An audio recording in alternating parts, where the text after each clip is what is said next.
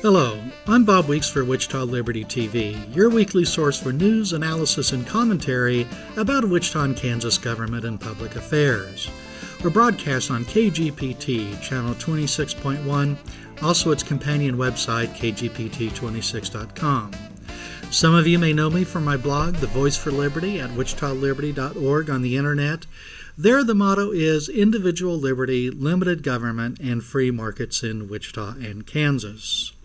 If you'd like to learn more about the issues covered today, or if you'd like to contact me, please visit wichitaliberty.org. You can subscribe to the email newsletter, you can like The Voice for Liberty on Facebook, or follow me, Bob Weeks, on Twitter. Well, today, in its coverage of the 2015 city elections, the Wichita Eagle printed several stories that ought to cause readers to question the reliability of its newsroom. In a fact-check article regarding the Wichita mayoral general election printed on March 27th, the newspaper looked at claims made by campaign ads. And the story examined this claim from an advertisement by Sam Williams, referring to his opponent, Jeff Longwell. The mailer said, "Supported government handouts for low-paying jobs and then chastised voters when they rejected his plan." Well, the Eagle's article had this verdict on the claim. It said, "There is no apparent reference to chastising comments in the blog post or article."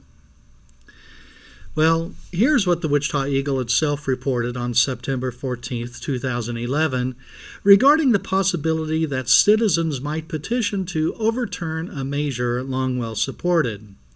This was a measure that granted millions of dollars in taxpayer-funded subsidies to his significant campaign contributors. It included an overpriced no-bid contract. Here's what the Eagle reported. City Council member Jeff Longwell called the petition drive disappointing. "We had a very transparent, open hearing. Listened to both sides, listened to all the arguments," Longwell said. "We moved in a direction we felt was most compelling, and now you have a group that is still unhappy, and it is just now sour grapes. I'd argue that when they keep pulling these kinds of stunts, they will continue to lose credibility."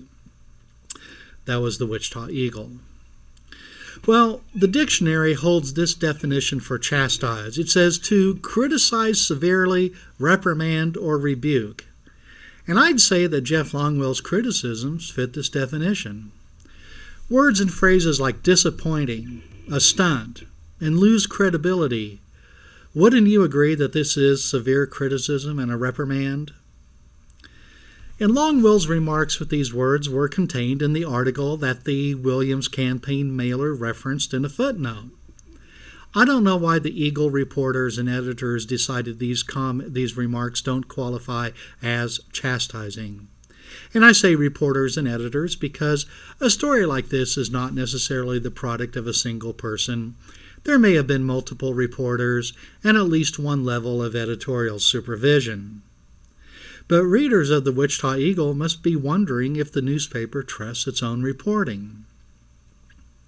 And this is not the only example of Wichita Eagle news stories that cause concern. Here's the start of the newspaper's profile of Longwell during the recent mayoral campaign.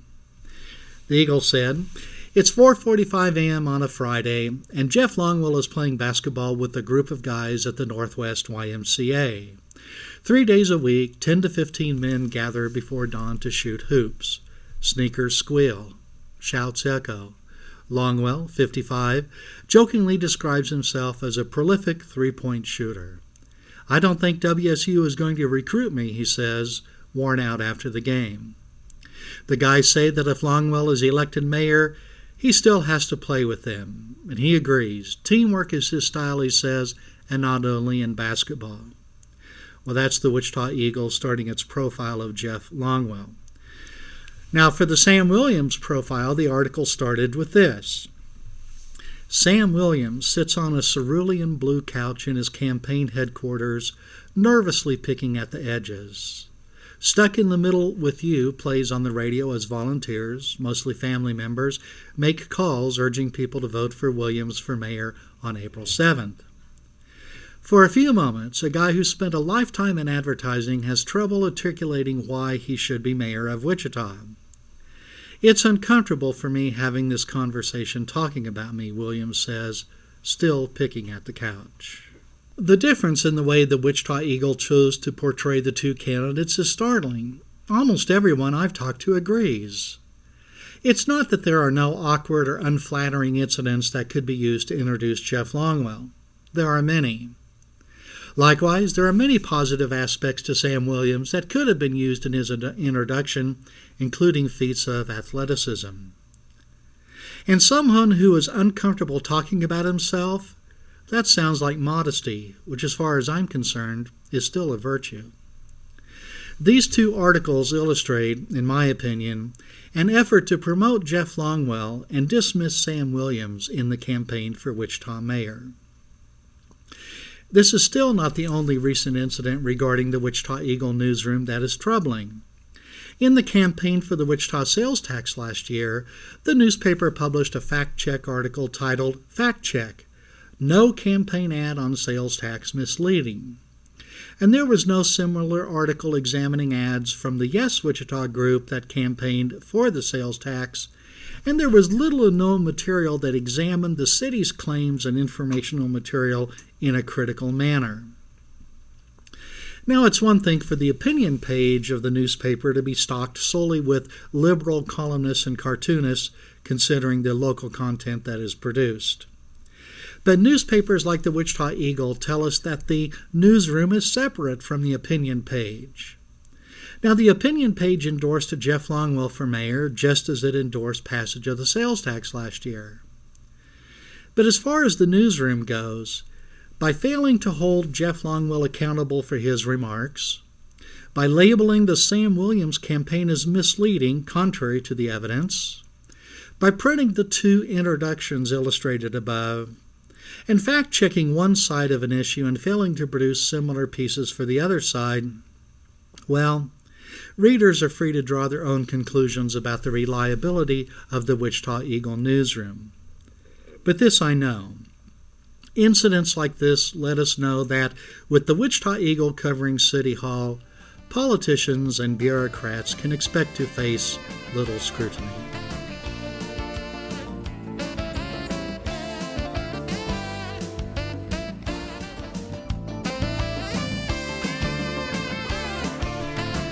Welcome back to Wichita Liberty TV. I'm Bob Weeks. An initiative passed in Wichita calls for reduced penalties for possession of marijuana, but is in conflict with Kansas state law. But there is a simple solution. Well, in the April 7th, 2015 election, Wichita voters passed a ballot initiative that reduces the penalties for possession of small amounts of marijuana. The proposed, or should I say pending, Wichita law removes the threat of jail and allows for expunging the record of the violation. Now, current news and debate focuses on the conflict between the Wichita ordinance and state law, with Kansas Attorney General Derek Schmidt filing a lawsuit asking the Kansas Supreme Court to block implementation of the law that Wichita voters approved. There is a simple solution to this conflict, and one that could be implemented quickly. The Kansas legislature should change state law to allow for the will of Wichita voters to be realized. The legislature might do this in a number of ways. It could use the Wichita ordinance as a model for a similar law that would apply statewide. Or it could write a law that allows the proposed Wichita ordinance to coexist with state law. And, of course, there could be other solutions. And there should be other solutions. There need to be other solutions. For example, the proposed Wichita law reduces penalties for possession of small amounts of marijuana, but selling marijuana remains a serious crime. So, where are people supposed to get their weed? The Wichita law, welcome as it is, does not do anything to roll back one of the largest ways that the war on drugs harms people. That is, the distribution and selling of illegal drugs remains a criminal enterprise with all the problems that brings. No matter what happens, Kansas law needs reform. The law regarding marijuana in Kansas is an example of overcriminalization, that is, of laws we don't need or laws that cause more harm than good. In January, Charles Koch and Mark Holden of Koch Industries wrote an op-ed that was published in Politico titled "The Overcriminalization of America: How to Reduce Poverty and Improve Race Relations by Rethinking Our Justice System." They explain the nature and scope of the problem, writing, "Overcriminalization has led to the mass incarceration of those ensnared by our criminal justice system, even though such imprisonment does not always enhance public safety. Indeed, more than half of federal inmates are nonviolent drug offenders. Enforcing so many victimless crimes inevitably leads to conflict between our citizens and law enforcement." End quote. Well, the proposed Wichita ordinance regarding marijuana falls into this category. It reduces the penalties for small amounts of marijuana, removing the threat of jail. And no matter one's feelings regarding the use of marijuana, it is a victimless crime. And this is especially true for those of us who would like to use, but for fear of breaking the law, would like to use marijuana for medicinal purposes.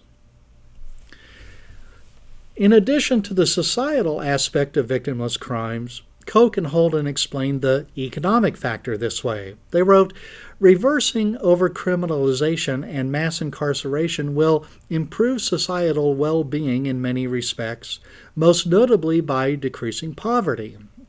Today, approximately 50 million people, about 14% of the population, are at or below the U.S. poverty rate. Fixing our criminal system could reduce the overall poverty rate as much as 30%, dramatically improving the quality of life throughout society, especially for the disadvantaged." End quote. Now, we in Kansas have an opportunity to improve both our economy and societal environment at the same time. In a few weeks, the Kansas legislature will reconvene. There is still important business to tackle, such as passing a budget. But there will be time to consider and pass a law that would allow the will of Wichita voters to be implemented.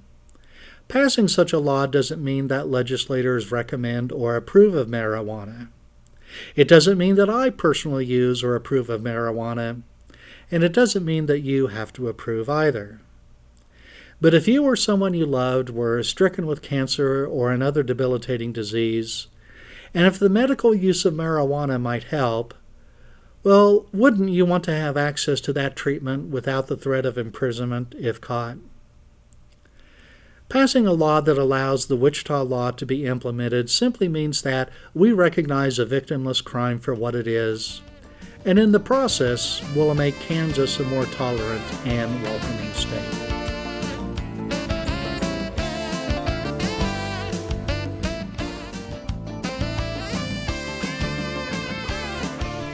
Welcome back to Wichita Liberty TV. I'm Bob Weeks.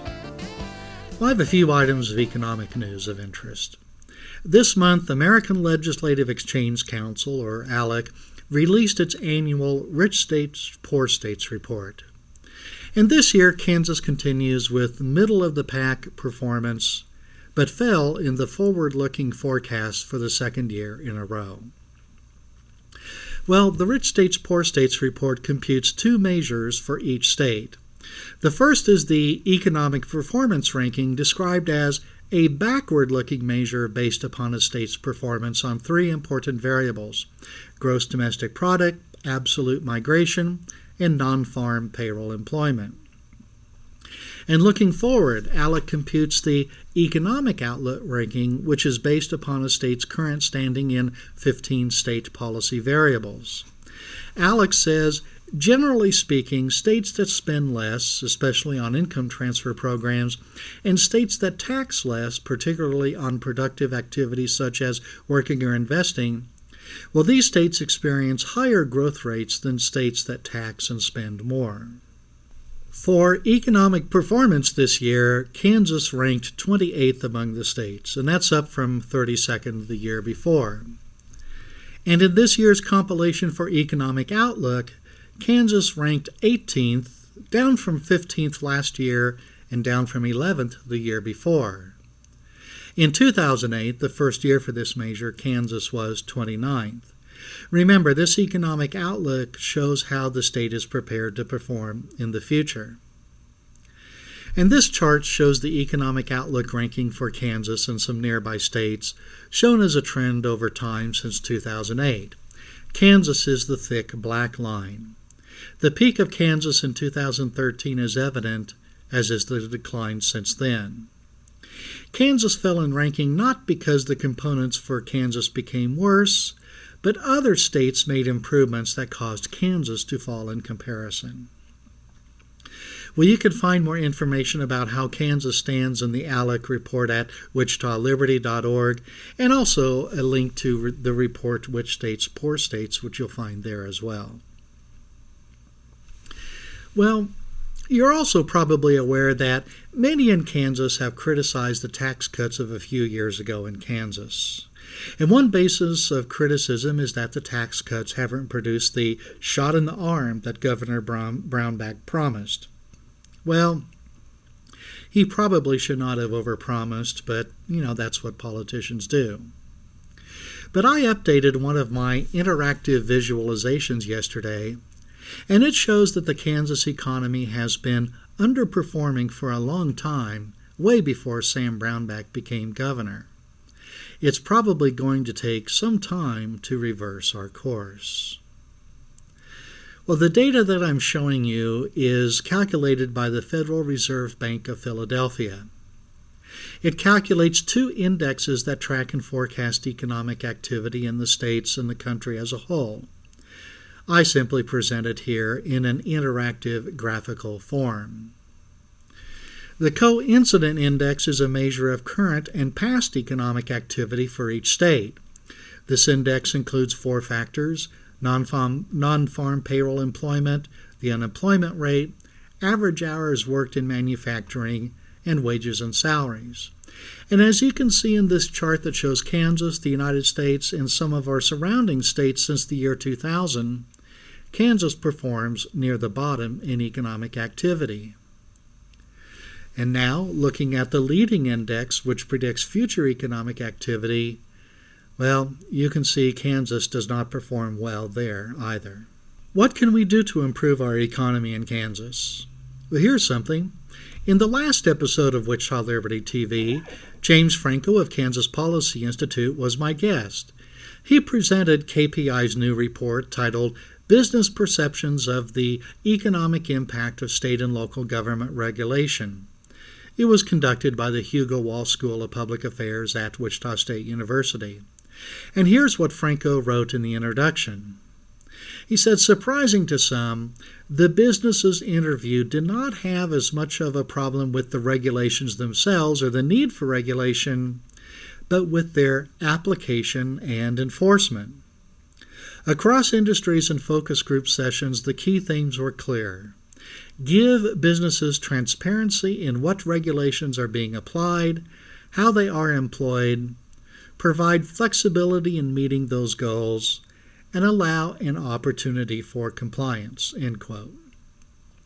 And I think this provides a way for Kansas and Wichita in particular to advance its economic prospects. If we could become known as a city and state where regulations are simple and straightforward, a place where regulations are applied and enforced in a foreseeable manner, this is something that could set us apart. I don't think this would cost very much to accomplish. It has the benefit of applying to all business firms equally. It does not rely on awarding taxpayer-funded subsidies to a select few business firms, which is what we do right now. This is something we really should do.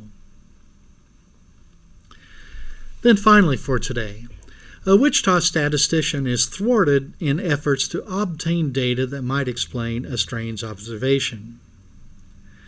3 years ago, a paper was published that presented a mysterious correlation between votes for Republican candidates and the number of votes cast overall in a precinct.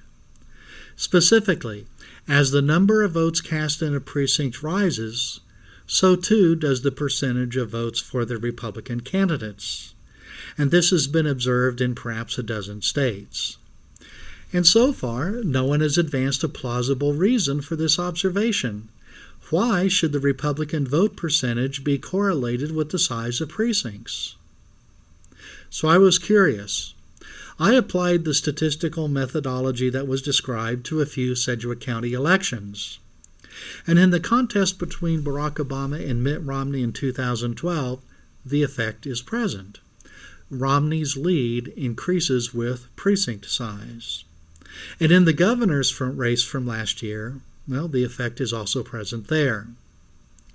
And again, we don't know why this happens. There could be an innocent explanation, or there could be widespread voter fraud. We just don't know. And in Wichita, a trained statistician with a doctoral degree in the subject has sought to obtain the paper tapes that Sedgwick County voting machines produce as voters make selections using the electronic voting machines. Auditing these tapes might explain the absurd phenomenon. But Kansas Secretary of State Chris Kobach has said no. The time for viewing the tapes has passed. According to Kansas law, he says, these records are sealed. We need to investigate this. I was concerned that the paper tapes produced by voting machines might contain information that would link individual voters with the votes they cast. That would be a potential problem concerning the confidentiality of your votes. But when I voted last week, I watched the information printed on the tape, and based upon that and other factors, I do not believe there is a concern with voting confidentiality. If Kansas law does in fact prevent the release of voting machine tapes, we need to change this law, and right now. And it's curious that Secretary of State Kobach is not interested in investigating this apparent anomaly. Voting fraud has been one of Kobach's key issues. Here's an opportunity to investigate some puzzling results that may or may not be voter fraud, but I think we need to know. Well, that's a wrap for Wichita Liberty TV this week. Thanks for watching. I'm Bob Weeks.